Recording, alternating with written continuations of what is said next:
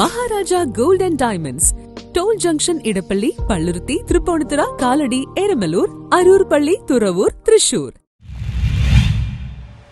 പശ്ചിമ കൊച്ചിയിൽ ലഹരിവേട്ട, അറസ്റ്റ് തുടരുന്നു.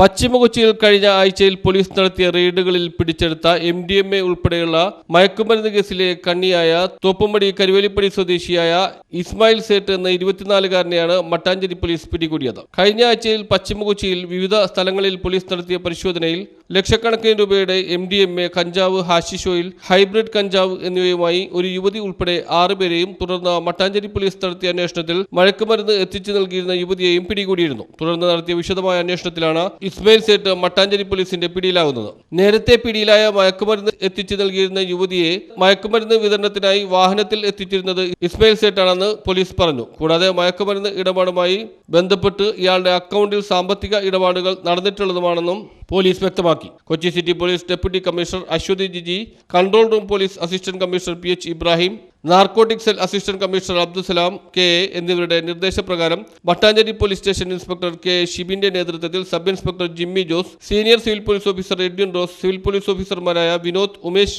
ഉദയൻ, അനീഷ് എന്നിവരടങ്ങിയ സംഘമാണ് ഇയാളെ പിടികൂടിയത്. എന്നാൽ മയക്കുമരുന്നിന്റെ ഉറവിടം സംബന്ധിച്ച് കൂടുതൽ അന്വേഷണം നടത്തിവരികയാണെന്നും പോലീസ് വ്യക്തമാക്കി. News bureau, Mattancherry.